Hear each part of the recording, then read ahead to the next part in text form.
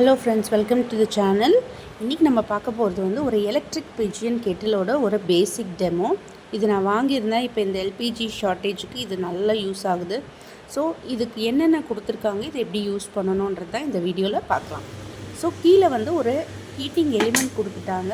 அதுக்கு மேலே நம்ம இந்த கெட்டில் ப்ளேஸ் பண்ணுற மாதிரி இருக்கும். உள்ளே பார்த்திங்கன்னா நல்லா ஒரு டெப்த்து இருக்குது. 1.5 லிட்டர்ஸ் கெப்பாசிட்டி உள்ள ஒரு கெட்டில். கிளாஸ் லெட் கொடுத்துருப்பாங்க.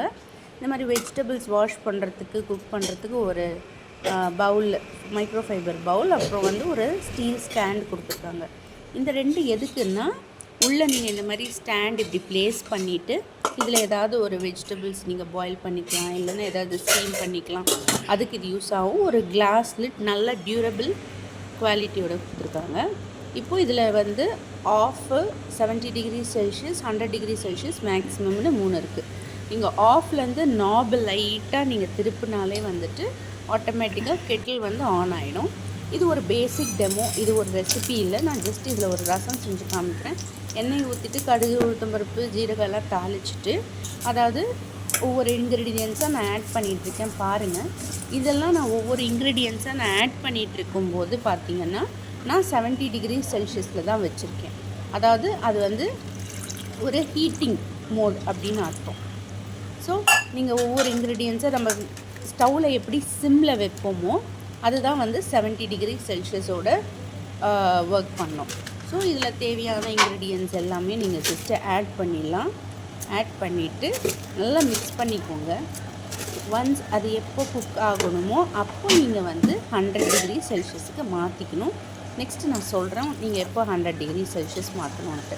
ஸோ ரசத்துக்கு தேவையானதெல்லாம் நான் ஆட் பண்ணிட்டேன் பாருங்கள். இப்போ நான் ஃபைனலாக வாட்டர் ஊற்றுறேன். ஸோ ஓரளவுக்கு உங்களுக்கு உள்ளே வந்து அந்த வெயிட், ஃபுட்டோட வெயிட் இருக்கும். நல்லா ஹீட்டிங் எலிமெண்ட்டுக்கு இந்த கெட்டில் வந்து டச் ஆகும். நல்லா குக் ஆக ஸ்டார்ட் ஆகிடும். வித்தின் ஒரு 2 to 3 மினிட்ஸ் சேஞ்ச் பாருங்கள். இதில் நீங்கள் மெட்டல் லேடில் யூஸ் பண்ணிக்கலாம், ஒன்றும் ஆகாது. ஒரு 2 to 3 மினிட்ஸில் இந்த மாதிரி மேலே வந்து ரசத்துக்கு மேலே ஒரு நுர ஃபார்ம் ஆகும் இல்லையா, அந்த மாதிரி வந்துடுச்சு. இன்ஃபேக்ட் ஸ்டவ்வை விட இது ரொம்ப சீக்கிரமாகவே முடிஞ்சிடும். லைட்டாக கார்னிஷ் பண்ணிவிட்டு இப்போ நம்ம கொஞ்சம் கொதிக்க வைக்கணுன்றதுக்கு நம்ம 100 டிகிரி செல்சியஸுக்கு நான் மாற்றியிருக்கேன். அப்போது உங்களுக்கு நல்லா டிஃப்ரென்ஸ் தெரியும் பாருங்கள். அந்த பாயிலிங் பாயிண்ட் காட்டும் உங்களுக்கு. நல்லா மிக்ஸ் பண்ணிட்டீங்கன்னா உங்களுக்கு இப்போ நான் 100 டிகிரி செல்சியஸுக்கு மாற்றிக்க போகிறேன். அதை மாற்றிட்டு உங்களுக்கு நான் அந்த ஃபுட்டை எப்படி பாயில் ஆகுதுன்னு காட்டுறேன் பாருங்கள். தெரியுதா, ரசம் நல்லா பாயில் ஆகுது. இந்த மாதிரி ஒரு 1 மினிட் பாயில் பண்ண வச்சுட்டு நீங்கள் ஆஃப் பண்ணிடலாம். இதுவே நீங்கள் டீப் ஃப்ரை பண்ணணுன்னா மேக்ஸிமம் மோடுக்கு மாற்றிக்கோங்க. ஸோ நம்மளோட ரசம் ரெடி ஆகிடுச்சு. இப்படியே சர்வ் பண்ணிக்கலாம். தேங்க்ஸ் ஃபார் வாட்சிங். சப்ஸ்கிரைப் தி சாதுஸ் ரெசிபீஸ். தேங்க்யூ.